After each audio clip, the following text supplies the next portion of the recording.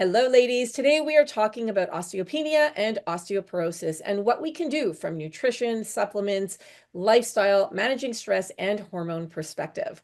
And before I bring in my guest, I'm going to do a quick intro to who I am. My name is Andrea Donsky. I'm a nutritionist for 20 years. I'm a published menopause researcher, and I'm the co-founder of wearemorphus.com, a company that helps to empower you to take control of your health and symptoms with nutrition, lifestyle, supplements, and research. And talking about research, if you haven't filled out our newest survey, which is Menopause and PCOS, which is polycystic ovarian syndrome, please do so. If you're in menopause and you had a PCOS diagnosis, then this survey is for you. Also, if you haven't filled out our other surveys, including our sleep, our stress and anxiety, our women in the workplace, our stigma, we have so many different surveys on our website. I would love you to go ahead and do that, please. The link is below, but you can go to also wearemorphus.com and click on the survey link at the top of the page. Today, I'm speaking with Dr. Doug Lucas. He's a double board certified orthopedic surgeon turned osteoporosis specialist, and he's on a mission to show the world that osteoporosis is preventable and reversible. As the founder of Optimal Human Health MD and Pima Bioidentical and creator of the Osteo Collective, he empowers individuals to optimize bone health, hormones, and health span through classic and cutting-edge strategies. Now, here's Dr. Doug. Welcome to Menopause Reimagined, Dr. Doug. Thank you. Happy to be here. So we're going to talk osteoporosis today. We're going to talk hormones, and tell us a little bit about your interest in osteoporosis and hormones and women's health in general. Yeah, I come at this from a very kind of unique situation. I'm an orthopedic surgeon by training. So in medical school and residency, I learned nothing of any of these things, even bone health, actually, which might surprise a lot of people. But as orthopedic surgeons, we're not trained about how to, heal bones from the inside. We're very much about how to do it from the outside, intervention, surgery, plates, screws, nails. I got into the space of looking at osteoporosis and bone health because I was at a point in my career where I was really happy with what was happening in the operating room, but felt like I was missing the opportunity to prevent the things that we were doing surgically. Right. So fortunately, I was in a situation where I was able to take a step out of the conventional medical model, did a bunch of additional training, functional medicine, hormones, et cetera, and started a practice where I could actually start addressing some of these root cause things. Osteoporosis really fell into my lap just over and over again. It's sort of one of those things that just kept hitting me in the head. And I realized eventually, like, I should probably just accept that this is what I'm supposed to do.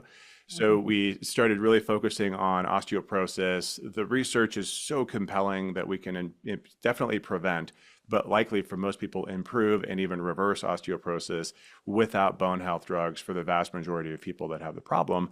And so the research is so clear, but yet the conventional medical system is so down on the fact that that's even possible. So that became our mission. Let's just spread the word that this is possible. As a piece of that, though, the hormone picture is a big piece, especially for postmenopausal women. And so then we had to really do the work to say, okay, well, how does this fit in? How can we serve the patients that need to be served? It's a massively underserved worldwide problem when you look at HRT for women. So we created a pathway for that as well. And then, I wrote a book on the topic and just did a tremendous amount of research because similar to osteoporosis, I found that what the research shows is not what's happening in medicine. It's not what's happening for the patients that I'm talking to, but it's also not what's happening for what they want. They're not getting served the way that women feel like they need to be served. And so that became a big part of that mission. So let's talk about why we're more prone to osteoporosis as we go into perimenopause and menopause. Yeah, so if you look at the natural trajectory of bone, we'll call it quality, bone quality and density. If you look at the natural trajectory, both men and women will lose bone as we age. I would argue that's not necessarily how it has to be, but that's the average. But if you look at that line over the course of the lifespan for women, you see this big dip right at menopause. And it's because the hormone piece, which I said is such a big piece of the puzzle, the hormone piece changes so rapidly. So obviously, as women go through menopause, they lose the vast majority of their estrogen and progesterone, maybe maintain testosterone depending on the situation, but they're going to lose estrogen primarily. And when you lose that estradiol specifically, you will start to accelerate bone loss. It's absolutely predictable.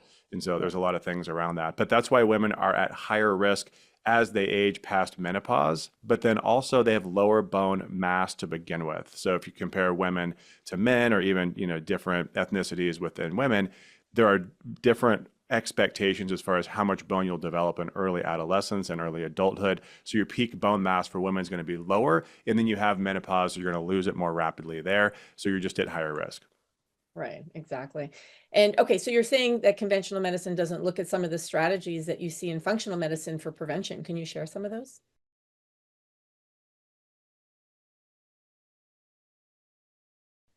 Well, there really isn't prevention for bone health in the conventional medical model. I mean, it's just not discussed, right? We Mhm. don't look at bone health as a biomarker of health span, which is how I like to say it. We look at bone health as something that's a geriatric disease of osteoporosis that we'll worry about later in life. Like in the conventional medical model, we just don't even think about it. Even as an orthopedic surgeon, where I was treating fractures and dealing with bone quality from a surgical perspective, if it was a young patient, they didn't have a diagnosis, we didn't talk about it. We just kind of said, huh, that bone feels like marshmallow, and then kind of go on our way. But in the functional space, because so many people, as they get a diagnosis, and this is mostly women, but as they get the diagnosis, they get told that they need to take a drug, and then they realize, oh, I don't like the side effects, or there's some risks, and my friend had a bad experience, so I'm going to start learning. And when you start going out there and you start listening to doctors who are just shouting at the top of their lungs on whatever platform that they can, that bone loss is preventable, osteoporosis is reversible, it's out there. But it takes I don't love the word functional. It's kind of an integrative, it's a health optimization approach, it's a comprehensive approach, but it requires lifestyle. It requires, usually supplementing whatever is deficient, potentially finding out some other root causes, and hormones are a big part of that picture as well. And so the functional space has sort of taken that over. But again, functional is kind of a dirty word because anybody can be a functional doctor with a weekend course in functional medicine. So it's just a murky space, and that's where we have really found, as part of our mission, to help educate, what things are actually helpful, because there's a lot of messaging out there that is inaccurate. I like the fact that you have both conventional training and functional training. Like, I think that's like, in an ideal world, I wish all doctors had that, right? Because then you're Yeah, kind of blending the two worlds, and we as or the patients that you're serving would be so much better off, like having that option, like, and oh, working with a doctor absolutely. that understands both sides. Yeah, even if I went back into the conventional model and I went back to operating, which I'm not going to do, but even if I did, the way that I would treat patients would be so differently. Right. The way that I would prepare for surgery, recover from surgery.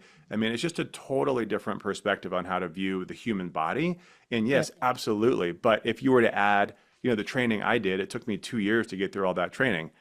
Add that to the already decade of training that that most doctors are going through, and it's probably unrealistic, but it is important, and that's the challenge.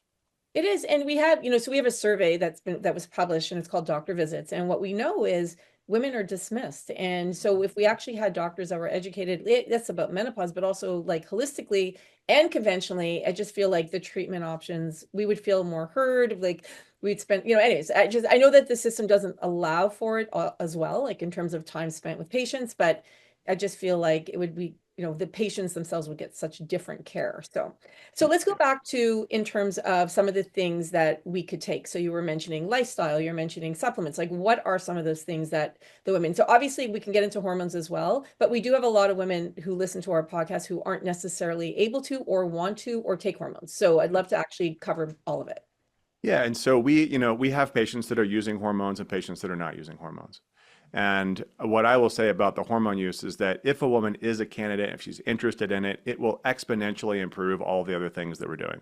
Yeah. That said, we do see women who do see improvement in bone density and quality over the course of their time with us as patients without HRT. And these are postmenopausal women mostly. So it's possible, but it is harder.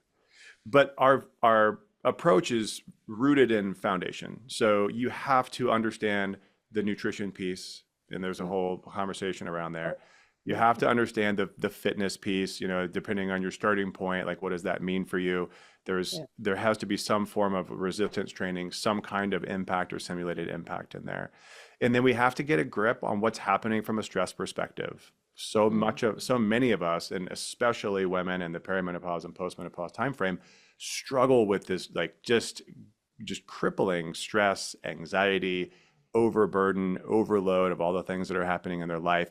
And if you can't get a grip on that, none of the other stuff matters. And then sleep, of course, is a big deal. That's also rooted to progesterone deficiency and hormones, which can be assisted that way, but in other ways too. So that's the foundation, which is, I mean, it's the foundation of everything, right? Like this is nothing new here. Yeah. But then on top of that, once you kind of start to put all those pieces together, on top of that, then we have to say, okay, well, when we looked at the nutrition and the diet, what was deficient? Because we're all deficient in something. I don't know anybody that's eating a perfect diet. So what is deficient? What needs to be supplemented? And we can look at the diet, and we can also look at the blood and potentially some other functional testing. We can get a sense of what we need to add from a supplement perspective. That's the wild, wild west out there as far as supplements. There's thousands and thousands of products to choose from. So picking the things that are truly the lowest hanging fruit, the biggest levers, are really critical there. And then the next, probably, I don't know if it's the next most important, but the biggest then piece is to talk about hormones. Who's a candidate? If you don't think you're a candidate, what does that actually mean? I agree, not all women are candidates, but I think so many women don't believe that they're candidates when they really are candidates. They just haven't had the right conversation. So we kind of, navigate that maze and then come out on the other end with truly a comprehensive program that's lifestyle driven, that has all the other pieces added to it. And then we just pick a path forward that is manageable. And that's a big part of it too, is it's so easy to get overloaded and overwhelmed. All right. So let's get started. Tell us some of the things. Yeah. So from a nutrition perspective, the biggest thing we see, well, I say there's two biggest things. The two biggest things we see is protein deficient diet out of the gate, and then honestly, just a nutrient deficient diet. So many women have over the course of the last, 30, 50 years, have just been in this mindset of skinny is better, lean is better, skinny over strong. And that's just the world that we've lived in. And that does not serve you as you age.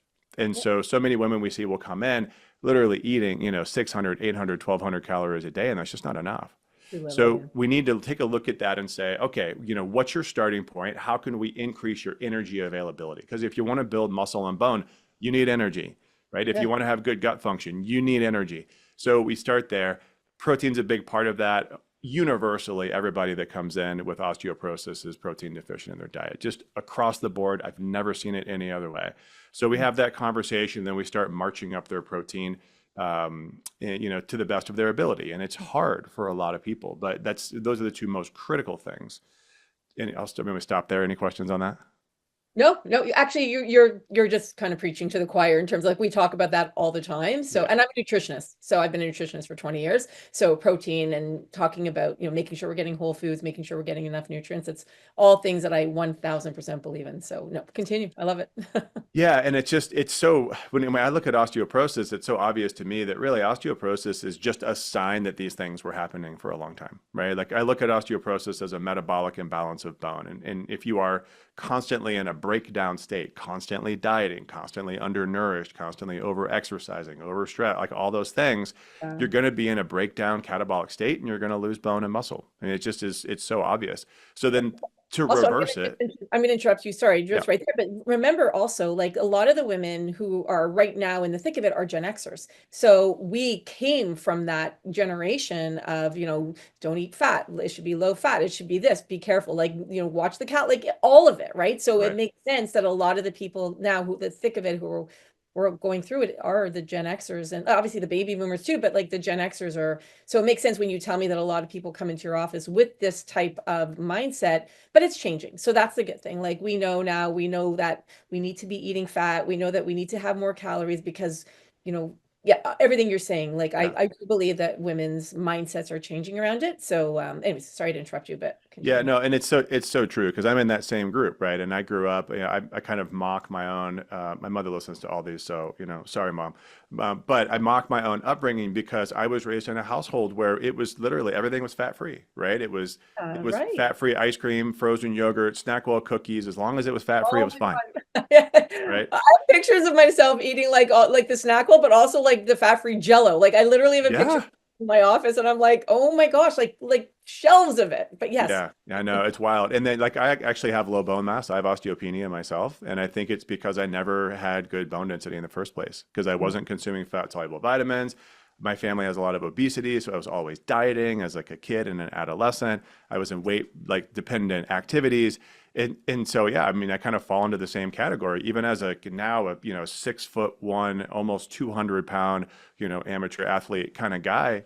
I have osteopenia as a result of, poor diet early on. So we see that universally in our patients.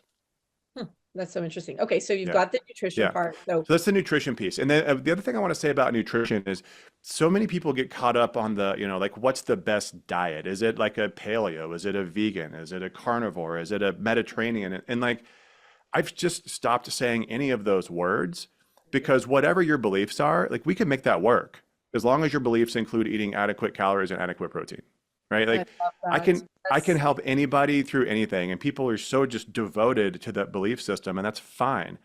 I don't even say which one I think is right anymore. I just say, yeah, which one do you believe in? Let's do that, and let's do that to the best of our ability. yes, Yeah. love it. Yeah. So then the exercise piece. So again, last 50 years, what have most women been told to do, right? It's Stairmaster, elliptical, running if you can run. Don't lift a weight because you don't want to get too big. And and, Exactly. and You don't want to look like, the Hulk. yeah, Like, you don't want to get big, right? And so I mean, I started out before I even went to medical school. I was a personal trainer. I was actually in the fine art space. I was a ballet dancer for a while.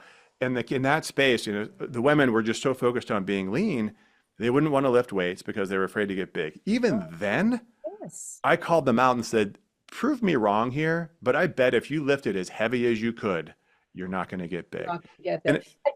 And that's changed a lot. Like I even see with my daughters, I have two daughters, and my youngest is an athlete. She's a basketball athlete, and literally, it's all about the muscle. Like, how yeah, can we build more muscle? And I'm like, oh, it's so so refreshing. good. Yeah, it's not like it ended hopefully with Gen Xers, like that. It's like, oh, I can't do. I remember being like late teens, being at the gym, thinking, doing my Stairmaster, doing like the treadmill, and thinking, oh, I'm not going to do any weights because I definitely don't want to get bulky and big. So Yeah. yeah, like, oh gosh, I'm so happy to see that that's changed now.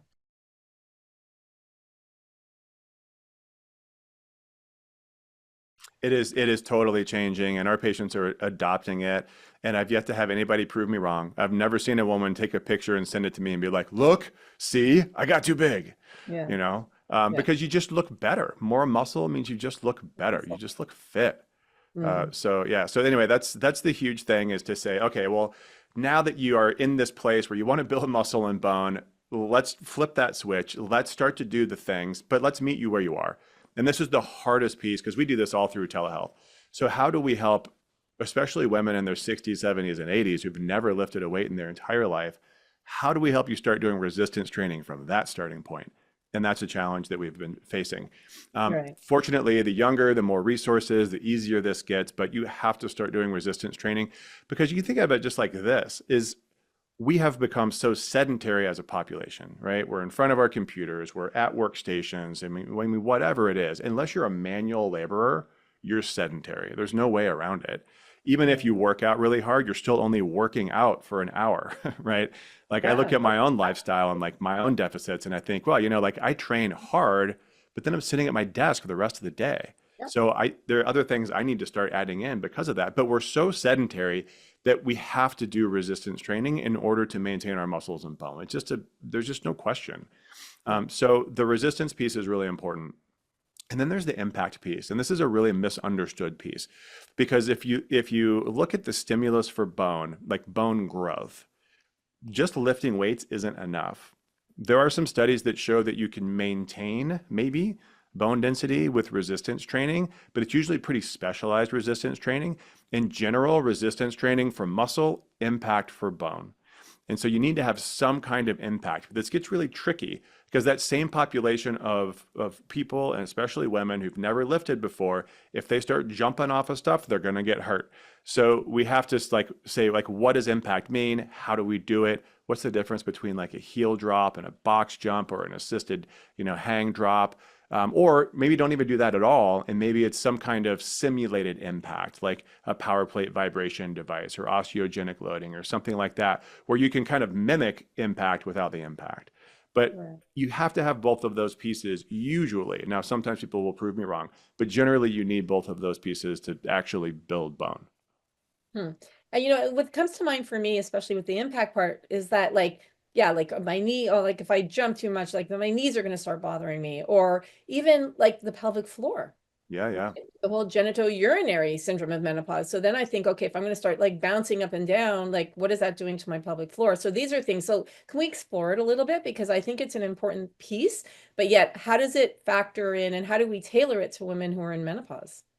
Yeah, so it's funny. I just did an interview, gosh, I mean, maybe a month ago on the pelvic floor topic. And it was a really interesting conversation because it's not an area that I've done a lot of research on. Obviously, our patients talk to us about it and we have the hormone discussion around it. But from the physical perspective, the things that are limiting, it can be very limiting, deficiencies in that pelvic floor musculature. So yeah, this is a big deal. So then how do you do resistance training with, challenges from a pelvic floor or even like a hernia perspective or even an arthritis perspective, like all those things add Right. up over time. But the impact piece is hard because if you're going to jump off of stuff, like, you're like, things are going to happen. And so this is again where meeting people where they are and figuring out what tools or technologies available can be really helpful. So I know for example, like for pelvic floor. So I have some patients who say like I can't even do heel drops because if I do heel drops, I pee myself every time. Mm. I'm like, okay. So, there's usually surgical things that can be done, but assuming you don't want to do that, then what else can you do? And this would be where, like, if they can tolerate a vibration plate, which they may not be able to, but if they can, vibration is a way to simulate that. And then the same thing with osteogenic loading. So that would be like the franchise OsteoStrong, if you're familiar with that. I'm not, what is that? Yeah, so there's this principle called osteogenic loading, and there's two companies that have machines around this. But Okay. essentially, it's kind of like an isometric exercise. They're all cringing as I say this, but it's kind of like an isometric exercise, but you're in the position of maximum exertion. So it kind of goes back to like the variable resistance idea, right? So like if just for a chest press, for example, if I'm all the way or almost all the way extended, that last 15 degrees of arc of motion of my elbows, I'm really strong, right? But if I put a bar down on my chest, I'm really weak and actually it's dangerous to my shoulders down here to push hard, right? So if you do an isometric exercise on a machine that can measure and give you feedback in your strongest position, whether it be your upper extremity, lower extremity, and like a almost kind of a deadlift position, in Right. these four different positions that have been identified, you can generate over 4 times your body weight. And for some people that have been doing it for a long time, 6, 8 times your body weight.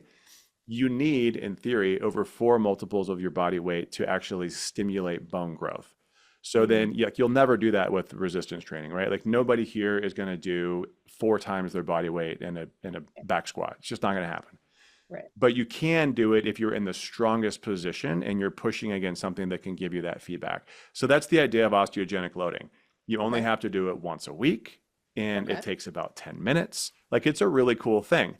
The downside of osteogenic loading is that the research is, I would just say, incomplete. There are Okay. studies, it looks promising, but not all the studies look great, but a lot of the studies aren't done well. So this is an area where I actually hope to help some of these companies to actually build this out Right. because I think this is a really cool tool, especially in this situation. Because yeah, you're pushing hard, but you're pushing hard in a situation where you're not going to probably have issues with your pelvic floor or with a hernia or whatever. Are these machines like is this something you do at home or you have to go to somewhere that You would has have to go to a have to location. go to Yeah, look at these machines are expensive. Okay. Okay. So, okay. So, it's actually funny. One of the things I've been doing lately in my family, they laugh at me and my daughter's friends who come over, they laugh at me. So I bought Mhm. resistance bands, and I'll just put them on around my ankles when I'm walking around the house. Like if I have someone's at the door or I go like wherever I'm going and I start walking with them. And I'll tell you, it actually like you feel it. And now it's not obviously doing what you're saying, but it definitely, all the little things I feel like add up, right? To help Mhm. kind of especially because we're so sedentary. So what are the things that we can do in between, like getting up to walk around the house or go make whatever it is, or Right. your office? Now, it's probably not as, around the office might not be. something you want to do because it might make people ask questions. Depends on your office, right? Yeah. Yeah, I guess very true. So, anyways, but these are little things that I've kind of been doing to start incorporating more of that into my life because I know how important it is to make sure that we're helping our bones and our muscles. Yeah, but I like the idea of like exercise snacking, if you've heard that term. Yeah, So, we've like had that. exercise Yeah, snacking, right? Just like set an alarm on your phone, yeah. have whatever it is. It could be a resistance band. I know some people that just carry kettlebells around with them, which I think is dangerous. Sorry if you can hear my dog in the background there. But like this idea of exercise snacking, whether it be kettlebell swings or push-ups or pull-ups, if you can do pull-ups or whatever, just Whatever, get little up and move. Yeah, just get up and move. And there's actually a study, I don't remember the details, but it came out, I think, last year that showed, exercise snacking is actually as beneficial, if not more beneficial, than actually having a committed workout time frame. Yeah. I interviewed Lisa Borden and Melissa Hyde both, and we'll put the links below. We talked about exercise snacks. So yeah, no, we're big fans of that. So I love that. Okay, so now we talked about you talked about nutrition, you talked about working out, you talked about like exercise. What are some other things? You mentioned sleep before, but like let's dive into sleep a little bit more. Yeah, I mean, sleep is just so critical. And I think that finally this is getting enough airplay. I think there's people that are talking about it, from Andrew Huberman, Peter Attia, Matt Walker. They're getting the point across that if you're not sleeping, none of the other stuff matters, Yeah. right? Like if Number you want to one, build, I agree. yeah, if you want to build muscle and bone, you do it while you sleep. So if you're not sleeping well, you absolutely have to address that. Now, just a special caveat here for especially postmenopausal women who are not on HRT, this becomes really challenging, especially if you're having vasomotor symptoms, hot flashes, night sweats. Like it's hard to sleep. Powerful reasons to use HRT if you can, because the progesterone, the oral progesterone is a GABA receptor agonist. It will help you sleep, and it will also have an impact on the night sweats. Estrogen obviously will cure those even at low doses. Yeah, so one of the things that we do at Morphus at our company is we have a product called Sleep S and Magnesium. So we're big on focusing on sleep. Yeah. So, if you're taking progesterone, we have women who are on it, even if they're on progesterone, or magnesium is like incredible. So yes, it's been like, I always say like the number one thing we need to make sure we're doing is sleep. And then there's also the digestion piece, especially for women in Hmm. menopause, perimenopause and menopause. But there are ways to help it. Yes, if you can do hormones and that's helping you, that's amazing. If you can't, there are other options. Like, and our sleep has melatonin, so it does have like an exogenous hormone that we're putting into our body, which by the way Right. also decreases as we go into menopause in our 50s, right? Like we don't make Yeah. as much melatonin. So there are ways to help it, but I could not agree with you more. We also have published research on sleep. So we know that sleep is the number 3 most common symptom of perimenopause and menopause. More than 66% of women experience sleep issues in this phase of life. And we also know, according to our research, that the number one reason we're not sleeping is most of us are waking up between 2 and 4 a.m. is because of stress. So Right. we now know that according to medical journal, like we're published in the journal Menopause, that we know that stress is the number one reason, which I know is another thing you were going to get into as well. So we That's right. have to address all of it, right? Like all of it has to be addressed in order to help us get that good night's sleep, because that's when things repair our brain, our bones, like you're saying, it helps our muscles. So that's it's like the most important thing, and we're on the same page. Like I couldn't agree more. Yeah. And there are, for women who are not on HRT, who don't want to use HRT, you're right. There are other tools and there are things that you can do. And magnesium is a great one. Melatonin is a great one. Some of the adaptogens can be really helpful in that situation as well because it helps from a stress perspective. But I hear that 2 to 4 a.m. wake up, I All mean, the time. just Number one almost reason. universally, right? And it is. So let's talk about stress. So then the stress piece is really big. And I don't know if or the egg, but there is some kind of very strong association between osteoporosis and stress. And I don't know if Is it's just the it getting rid of, population. is it because it's like depleting the calcium from our bones? Is that it when we're stressed, like the high Well, cortisol? yeah, I mean, so you can kind of look at this in a couple of ways, and this is not well proven, but we know that if you were to take, let's say, cortisone or some kind of an oral steroid or whatever kind of steroid, if you were to take that from the outside, massive depletion of bone. I mean, even like a short course, like a prednisone taper pack for Oh, like interesting. whatever, Okay. will have a negative impact on your bone mass for Oh, sure. wow. Okay. Um, if you have endogenous, meaning made from the inside, cortisol production from your adrenal glands, could it do the same thing? makes sense that it would. It's just on a different scale, but it's over a different time frame. If we're Mm. talking about decades of exposure, makes sense to me that it would. But we Yeah. also know that, stress, when you have stress and adrenal dysfunction, whatever you want to call it, all of those things will lead to immune dysfunction, gut dysfunction, leaky gut, hormone, like sex hormone dysfunction. It's like all those things are related. So is it because of the cortisol, or is it because of all the other systems that go offline as a result of it? I don't know. Mm. But we do see it universally in our patients. Very rarely do I see somebody come into our program who is just cool as a cucumber and is like, yeah, no, I'm good. I don't have any family concerns, parent concerns, kid concerns, job concerns, right? It's just like Mm. all of those things mount up for all of us. Yeah, no, stress is really brutal. So I agree. So sleep. And then let's talk about the hormones piece. So, it's very important. I know you've alluded to it a few times. Well, I also want you to talk about DHEA, because would that be considered one of the hormones that you recommend? So we used to be a little bit more aggressive with the HEA than we are now. Part of our challenge is, taking the literature and then putting it into clinical practice. So when I looked at DHEA as a tool, and I did some videos on this, there is literature looking at DHEA as an over-the-counter supplement in the U.S. at least, as an over-the-counter supplement, and having potential, or it did in the studies, have an impact and a positive impact on bone mineral density. So DHEA looks like it could be a powerful tool, but the doses used for women were 50 milligrams and for men 100 milligrams. And so if you're dosing DHEA, I don't know about you, but we start at 5. We'll Mhm. go 5, 10, maybe sometimes we'll get to 20, but we're measuring blood levels. And at 50, their blood levels would be through the roof. And we run into the androgenic side effects of hair loss and acne. Okay. So I don't think at the 50 milligram dose, we're going to find anybody that can tolerate that. So then how effective is it at 10 milligrams? We don't know. So we still use it, but I would lean more on the things that we know are going to be effective at the doses that we're using them at. What about something like pregnenolone? Yeah, not as good at research on pregnenolone. I've looked at this and I like the idea of it, but anytime like you're going just further and further away from the things that are having the impact, right? So like if we know that like testosterone as an androgen or DHT as an androgen is going to have the impact that we're looking for, you're kind of going like DHT to testosterone to, to like depending on who's doing it, estradiol, like you just like keep going up the pathway. So pregnenolone is so much higher Mm. that, are you going to actually get there? And it just depends on a lot of factors. So Mm. we just kind of have gone to the point of saying, look, if we can let's use testosterone, for example. Woman is testosterone deficient and we are in a state where we can do it, then it is a powerful tool for bone, for muscle, for other things too. So we would just use the thing that we know can work at the dose that we can use it at. Okay. And so let's talk about progesterone and estrogen. Yeah. So I just mentioned testosterone first. We've really gone away from using testosterone as a primary tool. As we got into this, my practice started out mostly men and then very quickly Interesting. transitioned into mostly women. And so Okay.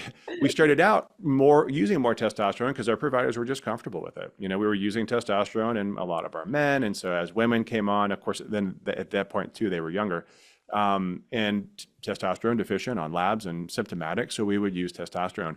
What's happened is our average patient age has gotten older. So now we're somewhere, between 60 and 65, probably on average, and 99 point something percent women. And so now we're dealing with a postmenopausal population, and estrogen and progesterone have become our primary tools because testosterone, yes, it's a tool, but a lot of these women still have natural testosterone production. It doesn't come from your ovaries. So they still have some. It's not enough, but they have some. So let's focus on the things that you have essentially none of. And what we have found is that if we can optimize estrogen and progesterone, by the time we kind of dial that piece in, we don't need the testosterone piece. The Mm. testosterone will rebound on its own. Maybe Yeah. still not perfect, but it's Okay. better and it looks pretty good. And they don't have to deal with, getting a controlled substance somewhere for an off-label indication or whatever. So the estrogen and progesterone piece are huge. Estrogen is your bone's probably best friend. Estrogen deals with both sides of the metabolic equation. So I said earlier, I look at osteoporosis as a metabolic dysfunction of bone, meaning that you're breaking down more than you're building up. Estrogen helps on both sides. It's mostly thought to help on the breakdown side, meaning it slows down breakdown, and it does, but it also helps to stimulate osteoblast being made. So it's really helping on both sides. And then progesterone is going to be more on the osteoblast side, the building side. And so the two of them together are a really nice synergy for your bone. And that's why when we look at research, even in premenopausal women, if a woman has dysfunctional cycles, or she's not ovulating, or she doesn't have an adequate luteal phase, that second half of the cycle, when those things are present, those women are losing bone. So we need this push-pull, or at least if we're doing them together, we need them both to help do both of the things that they do for bone.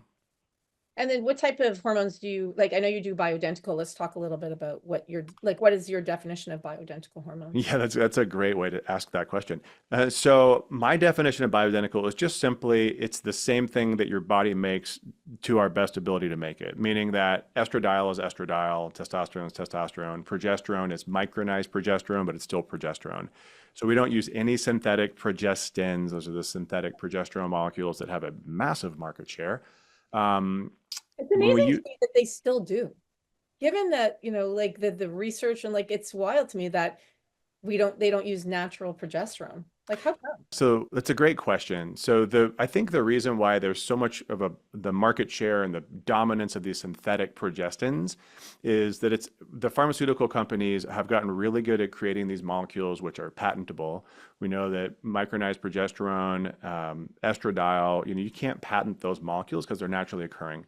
So drug companies need to make money. They're profit-driven companies, and so they're going to make molecules that they can patent and have some kind of reason for doing it. But we also have, it's not just the hormone replacement market, it's the hormonal contraceptive market. So we have, decades of women. I just looked at these numbers and it was, something staggering. The number of women that are on some kind of hormonal contraceptive, like oral contraceptives. And there is not a single one of those products that made with natural progesterone because it wouldn't work. I wouldn't think it wouldn't work well in that situation. So you have essentially decades of lead up into menopause of already taking a progestin. So then, like, what's the argument for switching off of this thing that you've been on for decades and quote unquote doing fine? So I think it's going to be hard for us to get away from those things. It's going to have to come from conversations like this where we can say, well, like, why would we not want to use a progestin? Well, we know that micronized progesterone has additional benefits and less risk. So that's like, I would use that thing. It doesn't necessarily work as a birth control, and this is like a whole separate conversation, but we can't use it for birth control, but we can use it to optimize hormones. So for me, I'm going to use micronized progesterone, not only in women with, but also in women without a uterus, because again, I want it to have the synergistic effect on all the tissues, including the bone in the body, regardless of whether or not a woman has had a hysterectomy. That's a good point that you bring up because I've been hearing that more and more lately because we were told that you should just take estrogen if you don't have a uterus and not progesterone. So what you're saying is something that I've been hearing from other experts too. So interesting that you're making that connection because it has other benefits other than just Right. uterus. Well, Right? I already said it. I mean, for bone, like just do it through the lens of bone. Yes, Yeah. estrogen can slow down bone loss, absolutely. But if you're not stimulating osteoblast, then you haven't fixed the problem. You need to fix the problem. But I think that's true in all tissues. And I think, there is some signal that estrogen alone could be problematic in breast tissue for women that have had a hysterectomy that aren't on progesterone. So I just think it makes sense. And what's the downside? Micronized progesterone is extremely safe. Some women don't tolerate it, then you have a different conversation. But for the most part, it's tolerated and preferred because it helps them to sleep. Yeah, and it's an oral pill for those of you who are wondering, but you can also do it as a cream. I did it for a cream for the longest time. Actually, I was on progesterone during my fertility years for probably over 10 years. I was on natural progesterone because I had issues getting pregnant at PCOS. So I was on it and I loved it. I was on for a long time. And anyway, so I'm a big fan of taking progesterone. Yeah, and a real quick note, a warning about the topical. So topical has to be dosed correctly in order for it Yes, to have you can take too much, too little. Sorry, you can take too little. definitely can take too little. And that's usually what happens is we see women that'll Yes. be on some sort of a commercial estrogen, then they'll switch to, because they don't tolerate the whatever they're on, they switch to an over-the-counter topical progesterone, which is inadequate almost across the board and not well controlled. So then they do end up having issues of some kind of, whether it be endometrial overgrowth or whatever. So yeah, you just have to be careful. Topical is an option, but it's got to be done right. Yeah, no, I love that you said that because I do believe that you have to make sure you're working with the right practitioner that understands those proper dosing and the ratios. So yes, excellent point. Thank you for bringing that up. I think that's great. So, okay, so we talked about anything else around hormones that you want to mention when it comes to before, because I want to move on to supplements also. I do believe that there are certain supplements like vitamin D, magnesium, certain things I do want to talk about. Yeah, I don't know if that's sure. something you're comfortable talking Oh about. yeah, Okay, absolutely. perfect. Oh yeah, So, we is talk there anything? supplements all day long. Okay, perfect. So, is anything else around hormones that we didn't talk about Yeah, that I you? think just the big picture for me, and maybe I can just make a special note here on women who are in that 10 to 20 years out from menopause group. Because we see this in our community. We have this community called the Osteo Collective, and we're just about at 1,000 members. And so many of the women in this community and our patients are in that 60 to 70-year age group. And this is the classic situation that just drives me bonkers is because we don't screen in the US, and I don't think in Canada, but we don't screen generally in most countries until 60s for osteoporosis, right? So most women on average go through menopause at 50, 51. We wait 15 years to screen. So then when a woman gets screened in her early 60s, she has osteoporosis. She starts doing her research. She hears me saying, hormones are very powerful tools for your bones. And she goes to her doctor and says, I want to start on HRT. And they go, no, you're too old, Well, yeah. too old. But yet the data doesn't support that. 20 years ago, there was some concern around that.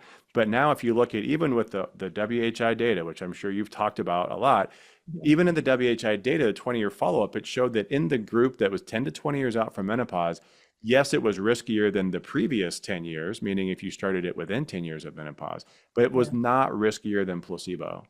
Mm. So what drives me bonkers is that the doctors are stuck in this mindset of, well, if it's over 2 years, it's too risky, you're going to have a heart attack. But not when compared to placebo, only when compared to doing it 10 years prior, which obviously I don't have a time machine. I can't do that. So we have to ask, like, what about now? Now, we do take individual risk factors into consideration. So we don't just do it for every, 69-year-old that walks in the door. But Right. for the most part, when you do that evaluation, most of these women do not have a lot of cardiovascular risk. Their arteries look good. Their biomarkers look good. There's no reason to deny them starting HRT in their 60s just because of the study that came out 20 whatever years ago. Okay, that's a good point. And also, like the Menopause Society, like they have their annual conference. I'm not sure if you go to the conference. It's so good. It's in Mm. Orlando this year in September, and they talk a lot about it as well. So, like when you could start it. So it's definitely things are changing, and that WHI study a lot is we've come a long way since there. Yeah. So Well, you know what's funny about the Menopause Society is that their recommendations, their guidelines never said don't start it after 10 years out. It just said take individual risk factors into consideration. mm. But yet, the hard line for so many doctors was up if you're over 10 years out, you're too old. But also a lot of doctors aren't in the know, right? Like, and things are changing all the time. So that's why it's really important. So for people who want to learn more, that's why last year, the Menopause Society's conference was sold out. I think there was like 600 people there, and it was the Yeah. first time I think it was ever sold out. So it's nice to see that more and more people are going and like want to learn about it, especially when it comes to the medical community, because it's the medical community that are the front facing with the women, right? So we need the medical community to be in the Right. know and on top of the Yeah, research. absolutely. Yeah. Okay, so let's move on to supplements. So Yeah. some of the supplements that I know, and you're the expert, but I'm going to tell you some of the things that I absolutely love when it comes to bone health is obviously magnesium, super important. Yep. Vitamin D, vitamin K2, MK7, so we can usher that calcium into into the bones. I'm guessing things like potassium, minerals, overall minerals are important. What are some other things? Yeah, well, I'm glad you ended on that minerals one. So let me just pick up there. So, most people think osteoporosis, calcium, vitamin D, right? That's what we're told. That's what the National Bone and Osteoporosis Foundation talks about, like calcium, vitamin D. The calcium piece is really interesting because, yes, your bones make up the store of calcium. And if you look at, by weight or by mass, whichever, calcium is the most abundant mineral in your bones. But osteoporosis is not a calcium deficiency problem for most people, right? Right. It's a That's why deficiency of something else. exactly. Yeah. That's But it's not a calcium deficiency problem. So then, telling people, especially like if you listen to the recommendations, it says 1,200 milligrams for women over the age of 60. in total, meaning not just from supplementation, but yet so many people say 1200 milligrams. I'm going to take 1200 milligrams of calcium carbonate, Yeah. at one time, and we're going to hope that this is doing something good for my bones. And it's probably not. In fact, it's probably really dangerous. And so that's a big misunderstanding. And as you said it, it's a complete mineral problem because we Yes. do need minerals. We need them through diet. We probably need them through supplementation for most people with osteoporosis, but we need all of them. Right. All of them. We don't just need calcium, we need all of them. And so that's how we look at it too. We need a complete mineral product. We have several different products depending on what someone's doing from a dietary perspective. It's interesting because I'm happy that you mentioned that about which is why I did not mention calcium as one of them, because I've heard so many stories about, first of all, like the calcium carbonate, exactly, like that's like the chalk, but also like I heard, and you alluded to it, you're saying it could be harmful. Like I heard that it actually could be harmful, especially when it comes to the heart. So I'm like, I'm not a fan of supplementing with it. Like I know some people are, and there's different types of like the hydroxyapatite and citrate, and there's so many different types. But to be honest, it's not something that I've ever done the deep dive in. And Yeah. like you said, a lot of us are getting calcium from our food. Like we want to make sure that we're getting enough from our food itself. So happy you brought that up. Yeah. I think the challenge is around dairy. So, as we age, dairy becomes less tolerable. I don't know how you feel about dairy. I think, dairy, without question, Like it if dairy you is can tolerate it. Like yeah. I just can't tolerate it, unfortunately. And that's But it. And that's what and that's what we tell our look, I agree. Dairy is unnatural. I'm not arguing that it's a natural thing for any adult of any species to consume, milk from another species, right? This just doesn't make sense. But it's a tool. And there's a lot of stuff that we do that's unnatural. Hormone replacement's unnatural. Supplements are unnatural. So it's just a tool. But if someone can't tolerate dairy, then we do have to look and say, well, how much calcium are you getting? Yeah, there are other sources, but it becomes harder and you have to be pretty specific. I'm sure you're already doing that in your diet. And then for those patients, we have products that have more calcium in it. For patients that are consuming dairy, we look at more of like either zero calcium or a little bit of calcium, but mostly other minerals. So we're kind of using that as our guide because we're asking everybody to track. yeah, so talking about calcium. So let's talk about electrolytes for a minute, because electrolytes are having their moment, and Mm. you know, I know women are being told to take it. So I took electrolytes for a while, and then I had my minerals tested, and my calcium and magnesium, they went through the roof because of I knew it was because of the electrolytes, and I was like, talk a little bit about it. Like, what are your thoughts about the electrolytes? Because I do believe I love when we look at things that have like all the different minerals, but when we're overdosing on electrolytes themselves, and we're not athletes, and maybe we're not, like, if you're sweating a lot or you're working out a lot, I get it. But for the average woman, what are your thoughts? Yeah, I think this is tough because there's so many variables here, and just for full transparency, my wife owns a supplement company and she has an electrolyte product, so I probably am a little bit biased from this perspective. But I look at this, I come to this, let me just start there. I come to this from a background of nutrition for decades. I've been a big advocate learning about nutrition. My wife is a registered dietitian and a PhD in nutrition, so like we talk a lot about food, our poor kids. But I look at this Same from here. like a yeah, from I've been relatively carbohydrate restricted for most of my adult life, and there are lots of reasons behind that. But in that space, when you are eating not necessarily a fully ketogenic diet, but a carbohydrate restricted diet, and you're metabolically flexible and you're in and out of burning fat versus carbohydrates for fuel, I think in those scenarios you do need probably more than we're able to get through food. I also think our foods are more deficient of minerals than they ever have been. 100%. The soil. And even our water is deficient in minerals, right? I mean, when we were all drinking spring water, they had a lot of minerals in it. And now it's been, filtered and like added with chemicals and all the other stuff that's in the water, depending on where you're getting it from. And it's just dead. I mean, the water is just dead. It doesn't have what we want in it. So then how do you add it back? Are we fulfilling a deficiency, or are we trying to do something super physiologic? I don't know. It's tough. And it's also hard to measure. So when you were measuring that, was that in blood? Was that in urine? What were you It was a measuring? hair analysis. Yeah, HTMA. Yeah, HTMA is really interesting. I love the idea that we can look at like what's coming out of our follicles and it'll give us a good sense of what our deficiencies are. But I've looked at this in a couple of different ways, and I think there's value in it. But I also think that the results are very confusing. And Mhm. if you like, I've done this because we were looking at using this for our patients. If you get an HTMA analysis or you use another company that has a different product but same thing, and you go to like 10 different providers, they're going to give you 10 different recommendations of what to do, and it'll be wildly different. So I think that I think it's interesting, but I don't know what to make of the results because the ratios matter. And again, they're interpreted by the supposed experts wildly differently from person to person. So we don't use them. I'm interested in them, but I honestly don't know what to think with the results. Hmm. I'm like, I want to learn more. Maybe I have to interview your wife for our podcast because maybe she has a different perspective on it. But we did interview Beam with Yeah. their Beam Minerals. Caroline, I can't remember her last name, but yes.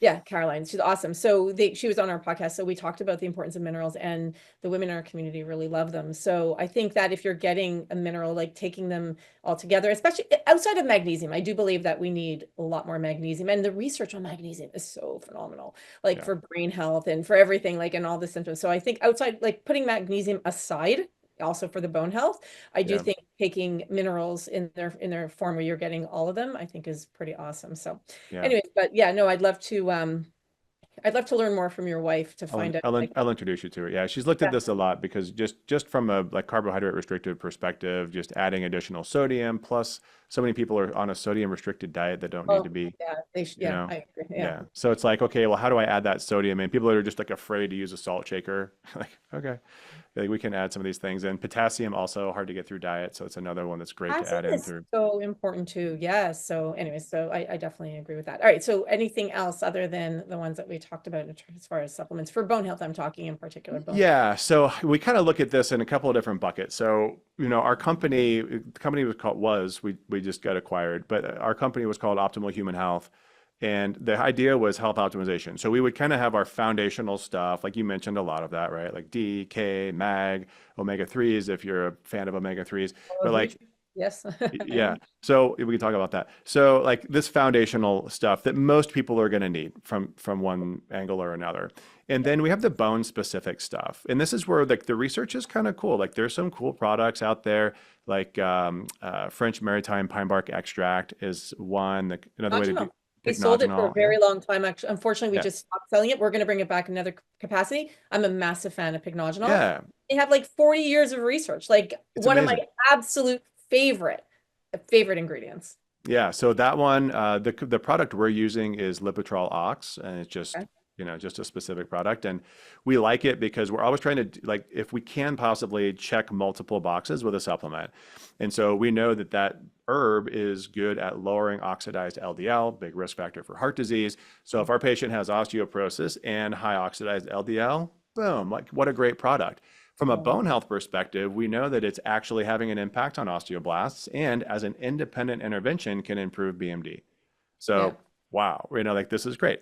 Another one that we really like is lactoferrin. So lactoferrin having an impact on iron metabolism, obviously comes from dairy, so have to be careful there. But that at kind of super physiologic doses has a positive impact on bone health as well. And so many of our, especially postmenopausal women, have iron overload because they were menstruating for their entire adult life until menopause, and now they're not.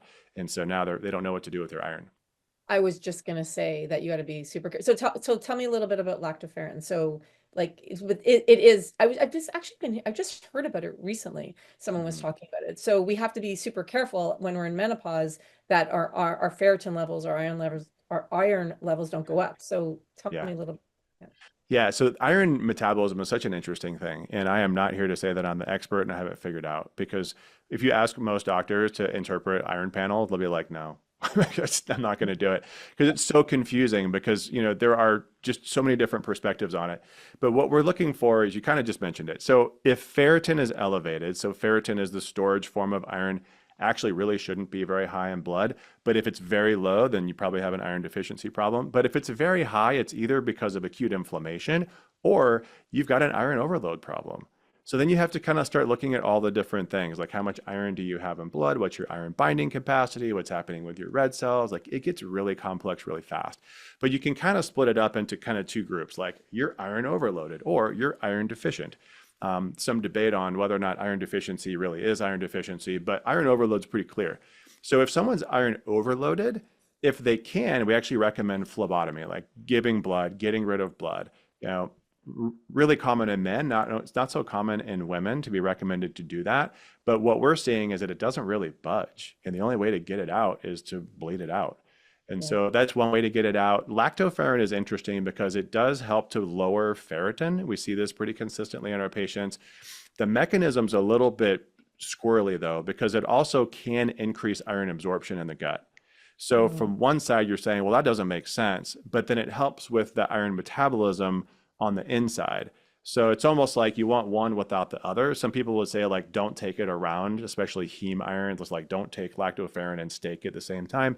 But then other people say, don't worry about it. Your body will figure it out.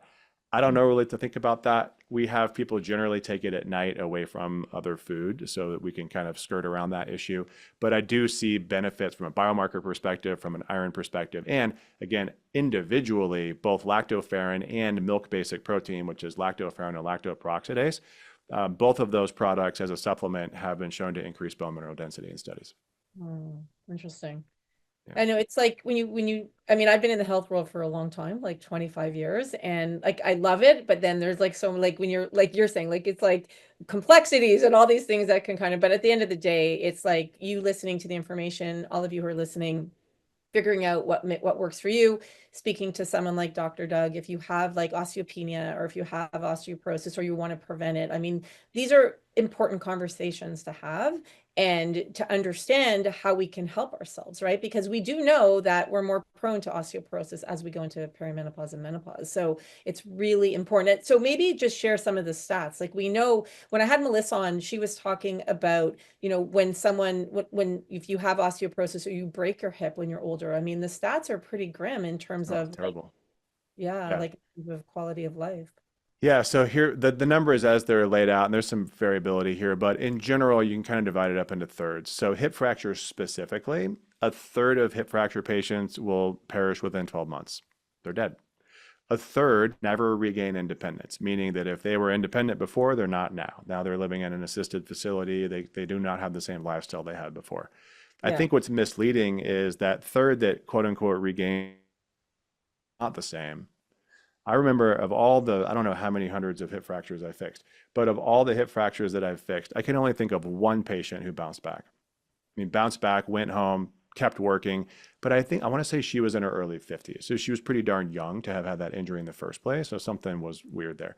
Saying a third of those who come back, you're saying, because you cut out a bit. So you're saying a third of those who come back, you're thinking that it's actually not as positive They're as. they're not the same. Yeah, they're not the same. And it's just it is such a debilitating injury, and that's why we have to prevent Yeah. osteoporosis, and we have to prevent fracture. It is such a big deal. Yeah, no, it's so important. And doing it with all the ways we talked about today on the podcast. Is there anything that we didn't cover? I know we covered a lot of ground, but is there anything that we didn't cover that you want to leave our audience with? Yeah, you kind of mentioned gut health picture. We didn't talk about it a lot. I mean, gut health is a huge component because as women, as you said, through perimenopause and menopause, gut health changes, microbiome changes, your HCl level in your gut changes, your pancreatic enzymes change. So your ability to absorb, ability to digest protein, all of these things change as you go through this kind of midlife into menopause. So figuring out what's happening with the gut, big piece. It's a big piece of everything that we do from a nutrition perspective is figuring out what's happening in the gut. So that's something that also needs to be addressed. But outside of that, I think the biggest takeaway that I would love for everybody to have is that if you don't know what your bone density is, get it checked now. I don't care if you are 20 years old, get it checked now because even if you're a young adult, you need to know what your starting point is. And if you're a woman going through menopause and you're having this conversation around HRT, hey, what's the risk benefit? And you don't know what your bone density is, this is an incomplete conversation. You have to know what your bone density, preferably quality, is when you are making this decision around whether or not to go on hormones. Do not wait until you're 65. Yes, we can do it, but it gets much more difficult. It's a much deeper hole to dig out of. Let's prevent it rather than treat it. So what are the ways that you can get, and we know that you could do it, there's through X-ray, but were there other types or other ways that you can get testing done? Yeah, so there's two primary ways that are available in the U.S. and Canada and across the world. Number one is DEXA. DEXA is globally available, covered by most insurance plans. But they might not cover it until you're 65, which again, don't wait. If you have to pay cash, it's usually a couple $100, totally worth it. But DEXA is incomplete. So DEXA only tells us about density. It doesn't tell us about bone quality. And quality is half of the equation around fracture risk. So ideally, we would be able to know both. So put DEXA aside for just a second and say, well, how else can we identify quality? Well, there's a couple of ways. One of them is through ultrasound. So there's a company, Ecolite, out of Italy, that has an ultrasound device that is becoming more available, but it's not covered by insurance. It's not widely available. Most people have to travel to one of these devices, but it's possible. And that's called a REMS, so REMS, REMS. And REMS will tell you bone density and bone quality, and it'll give you a better understanding of fracture risk. So that's that version. There's also quantitative CT, which is usually done more in like a research setting. And I also wouldn't recommend it on a regular basis because of the amount of radiation associated with it. So those are kind of the three main ways, but really the first two are the ones that people are going to do on a regular basis. Right. Okay.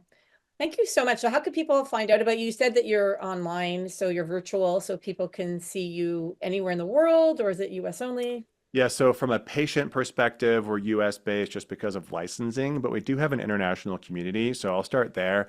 So our community is called the Osteo Collective. I just mentioned that we're approaching 1,000 members. Just a tremendous number of resources, weekly Q&A with me and my team. We have exercise built in, group coaching built in. Like, it's just a great place. If you're trying to improve bone health through the lens of health span, it's a great place to be. So that one is the Osteo Collective. Actually, I'm sorry, I just said it wrong. It's osteocollective.com. There's no "the" on the URL. But osteocollective.com, and then you'll find all the things about me there as well. We're in the process of going through this practice transition. So our optimal human health and Pima Bioidentical practices got acquired by the company LifeMD. So I've, and my entire team are moving over to LifeMD to build this at scale on the LifeMD platform so that we can make this available, again, US based only, but make this available for significantly discounted prices. We're going to be working, later half of the year, working on insurance coverage, Medicare coverage, et cetera. So very excited to bring that to a large platform. Amazing. Well, congratulations, and thank you for doing this today. Yeah, thank you so much. Appreciate it. I hope you enjoyed my interview with Dr. Doug. If you did, please share it, because the more you share shows you care. And please take a moment to leave a review. I would be super grateful, because then the algorithm will send it out to more people. Thank you for spending the last little bit with me. I know there's a lot you could be doing, but instead you chose to spend your time with me. And for that, I am grateful. I'll see you at the next interview.